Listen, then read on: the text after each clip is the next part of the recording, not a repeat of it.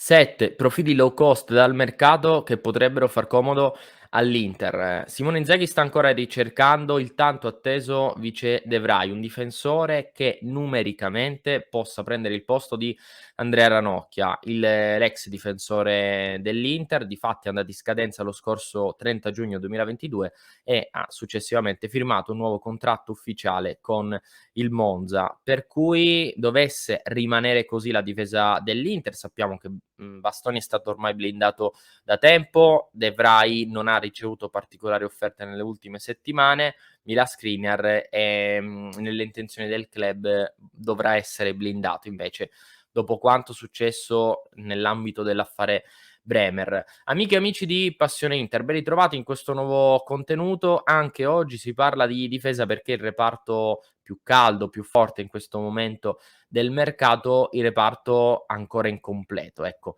all'interno della rosa nerazzurra. Facciamo un breve riepilogo perché i piani dell'Inter sono cambiati nel corso di questa finestra. L'Inter inizialmente difatti aveva in mente di rimpiazzare Skriniar, di cedere Skriniar sui 65-70 milioni di euro per cercare di avvicinarsi all'obiettivo 60 milioni in attivo da fare entro il prossimo 30 giugno 2023. L'affare saltato per Bremer ha complicato i piani nerazzurri che a questo punto dovranno non solo blindare Skriniar, ed è questo il grande piano, favorito anche diciamo dalla resa quasi del Paris Saint-Germain e del Chelsea anche, che negli ultimi giorni non sono più entrati in contatto né con l'Inter né con gli intermediari di un'eventuale operazione, per cui insomma l'Inter dovrà cercare di blindare Skriniar con un nuovo contratto, visto che Skriniar, così come De Vrij, va in scadenza nel giugno 2023. Nel caso del centrale slovacco c'è già un accordo di massima, per cui a mercato chiuso, dunque a settembre, non sarà difficile trovare un accordo ufficiale per rinnovare e estendere il contratto di Skriniar. Nel caso di De Vrij sarà un po' più complicato perché un'intesa di massima si stava raggiungendo, era stata quasi raggiunta nel gennaio 2020. Da lì in poi, con la pandemia di mezzo, non si è più parlato di rinnovo, le parti si sono allontanate, l'Inter non si è più fatta viva, per cui bisognerebbe ricominciare quasi da zero una trattativa con Stefan De Vrij. Con la permanenza di Skriniar a questo punto si chiudono quasi definitivamente le entrate in difesa, ne manca però una, quella sempre del vice De Vrij. Inizialmente l'Inter aveva in mente, oltre all'ingaggio di Bremer, di andare alla ricerca di un altro profilo importante come Milenkovic, adesso invece il budget in entrata per questo nuovo Ranocchia è stato ridimensionato. In questo nuovo contenuto però andiamo a vedere 7 profili più o meno low cost anche rispetto al valore del loro cartellino. Difatti parliamo di centrali che quasi in tutti i casi vanno in scadenza tra 1 anno, uno invece è uno svincolato che l'Inter potrebbe prendere subito a costo zero. Iniziamo però con i profili più costosi, dei quali si è già parlato tanto: Milenkovic della Fiorentina, Akanji del Borussia Dortmund e Soyuncu dell'Leicester.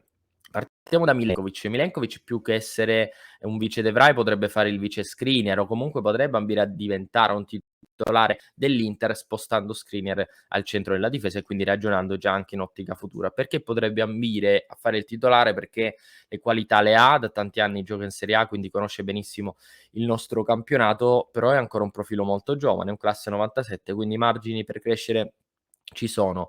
Ad oggi è il preferito dall'Inter insieme ad Akanji, probabilmente rispetto ad Akanji però ha una valutazione inferiore, vale a dire 15 milioni di euro per strapparlo alla Fiorentina. Akanji viene valutato dal Dortmund sui 20-25, anche qui giocatore in scadenza, in rottura totale con il Dortmund, è stato messo fuori rosa.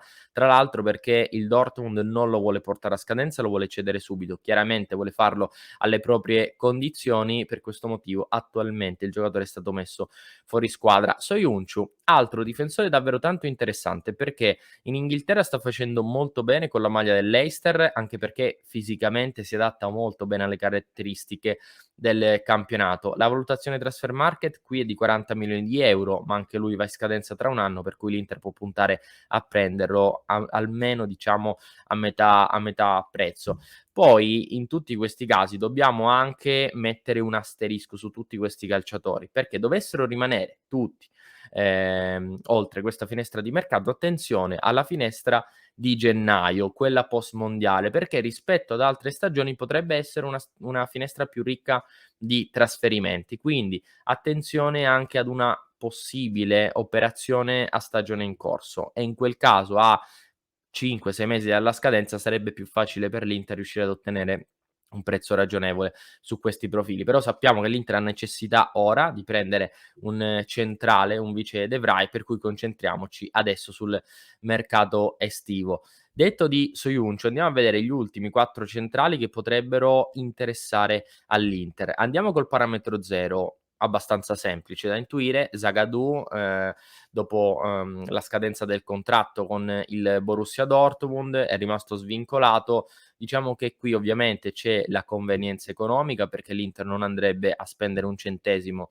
per acquistarlo, andrebbe poi a pagare semplicemente l'ingaggio del difensore, però pesano i tanti problemi muscolari che ha avuto nell'ultima stagione, perché fisicamente sembra essere un giocatore moderno, molto interessante, potrebbe adattarsi anche molto bene alla Serie A, però l'Inter ha bisogno di un difensore affidabile perché, ripetiamo, entriamo nella stagione del mondiale, una stagione che sarà ricchissima, soprattutto in una prima parte di impegni, una stagione molto densa, per cui avere dei giocatori integri può fare tutta la differenza di questo mondo. E alle spalle di De Vrij, che negli ultimi anni qualche problemino lo ha sempre accusato, nulla di grave, parliamo anche qui di un difensore che garantisce 35, 40, anche di più presenze a stagione, però avere un difensore comunque, che ti garantisca sempre una certa costanza può essere importante, soprattutto in questa stagione, in questa più che in altre possiamo dire. Gli ultimi 3, io inizierei da una vecchia conoscenza dell'Inter, Marco Senesi. Perché vecchia conoscenza? Perché ai tempi del San Lorenzo l'Inter aveva sondato con gli intermediari, con il suo agente più volte una possibile operazione. Poi non se ne fece nulla perché la valutazione era già alta. Dal punto di vista tattico l'Inter nutriva dei dubbi. Diciamo che se tatticamente era abbastanza indietro ai tempi dell'Argentina, ma individualmente era già un ottimo difensore, al Feyenoord in Olanda ha migliorato decisamente queste sue lacune. Lo abbiamo visto anche nella finale di Conference League che il Feyenoord ha perso 3 mesi fa contro la Roma, però è un ottimo difensore, potrebbe essere pronto al grande salto. Anche lui va in scadenza di contratto, per cui con un'offerta tra i 10 e i 15 milioni di euro si può assolutamente prendere dal Feyenoord. In Italia piace adesso più alla Roma, prima dell'ingaggio di Kim anche il Napoli ci aveva fatto un pensierino, adesso con molta probabilità il Napoli non andrà più sul profilo di Senesi, l'Inter rimane sempre vigile, non ha però mai fatto un passo in avanti con convinzione per il difensore, a parte appunto quei timidi sondaggi, ma che risalgono ormai a 3, 4 anni fa. Gli ultimi 2, uno dal campionato italiano, un altro invece ancora una volta dalla Bundesliga. Attenzione alla Bundesliga perché è un campionato che offre talenti e profili davvero interessanti. Il primo è più che altro un'idea che ci siamo fatti anche in base a delle operazioni che l'Inter ha portato avanti negli ultimi anni. Chris Smalling, difensore centrale della Roma, in scadenza tra un anno. Non c'è mai stato nulla, questo va chiarito, tra l'Inter e il difensore centrale, sino a questo momento. Però se parliamo di difensori low cost, viene in mente proprio il nome di Chris Smalling, appunto perché va in scadenza tra un anno, perché l'Inter di queste operazioni ne ha portate avanti diverse nelle ultime stagioni. Pensiamo ad Edin Dzeko un anno fa, pensiamo quest'estate a costo zero a Mkhitaryan, pensiamo a 2 anni fa all'ingaggio a costo zero di Kolarov, per cui anche in questa finestra potrebbe tornare utile il suo nome. È comunque tanto complicato perché è un titolare a tutti gli effetti della Roma, però anche tra un anno, teniamolo da parte perché l'Inter potrebbe andare sul nome di Chris Smalling, anche perché ha imparato piuttosto bene a fare la difesa a 3, soprattutto nell'ultima stagione, ecco, quella con José Mourinho, per cui attenzione al nome di Chris Smalling, non tanto per quest'estate, ma soprattutto per la prossima, quando andrà in scadenza di contratto con la Roma. L'ultimo profilo, e qui ci sono dei dubbi però sulla valutazione, sicuramente il mio preferito, perché è anche il più giovane, si tratta di Evan Ndicà, difensore centrale dell'Eintracht Francoforte. L'Inter aveva fatto un sondaggio anche qui nel 2020, prima dello scoppio della pandemia. Di recente non è più tornata a parlare con gli agenti del calciatore, e in questo caso valutazione transfer market di 32 milioni di euro, anche qui però calciatore in scadenza, per cui si può prendere anche a metà prezzo. Non ha ancora rinnovato, il rinnovo attualmente non è nei piani futuri del difensore centrale di nazionalità francese. Ripeto, è un classe 99 mancino, per cui può fare sia il vice Bastoni, o comunque potrebbe portare Bastoni al centro della difesa, visto che è un esperimento che l'Inter ha fatto più volte negli ultimi anni, e giocare lui sul centro-sinistra, perché è adattabile anche al ruolo di terzino, per cui per una difesa a 3 mi sembra il profilo ideale. Molto veloce, fisico, molto bravo anche di testa, per cui un difensore moderno, veloce, che l'Inter cercava in Bremer, lo potrebbe ritrovare in Dika. Ovviamente anche qui va pagato in quest'estate il cartellino all'Eintracht Francoforte, visto che c'è ancora un anno di contratto. Però attenzione, perché questo è un profilo molto interessante, l'Inter lo ha già osservato da vicino negli anni scorsi, per cui anche qui complicato che l'Inter possa farlo in questa finestra, ma teniamolo d'occhio qualora soprattutto l'Inter dovesse fare delle uscite. In questi 7 difensori, e poi concludo, non abbiamo inserito il nome di Francesco Acerbi, probabilmente insieme a Zagadou quello più semplice, comunque quello meno costoso sul mercato, perché ad oggi all'Inter non interessa il nome di Acerbi.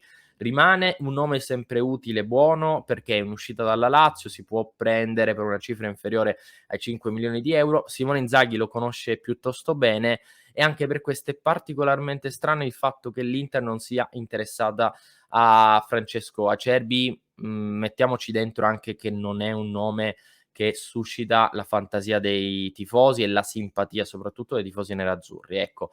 Però ad oggi l'Inter non è interessata, per cui non l'abbiamo inserito tra questi 7 centrali. Io vi chiedo nei commenti di farci sapere qual è il vostro preferito tra questi 7 nomi che abbiamo inserito in questo nuovo contenuto, e vediamo se anche a voi, come a me ad esempio, piace il nome di Ndicà. Veramente tanto interessante, però vedremo, perché ci sono tanti profili tra questi 7 che potrebbero essere utili all'Inter, non solo come centrale, ma anche in posizione di centrodestro, centrosinistra, braccetto, insomma, come viene definito ultimamente. Noi andiamo in chiusura. Prima di chiudere, innanzitutto vi ricordo l'appuntamento di oggi alle 19:30 in diretta sul nostro canale YouTube. Per commentare dovrete essere iscritti al canale, per cui vi invito, se non l'avete ancora fatto, ad iscrivervi al nostro canale YouTube. E prima di chiudere, sia per chi ci segue in podcast che per chi ci sta guardando, osservando su YouTube, vi consiglio un contenuto, uno degli ultimi contenuti di Passione Inter. Per chi ci segue in podcast ve lo lascio qui in descrizione, per chi invece ci sta guardando su YouTube ve lo lascio qui alla mia sinistra. Praticamente il nostro Alessio ieri ha aggiornato il mercato dell'Inter, per cui se non volete perdervi le ultimissime indiscrezioni su come sarà l'Inter nella stagione 22-23, vi invito a cliccare qui, e noi ci vediamo questo pomeriggio dalle 19:30 in diretta. Ciao.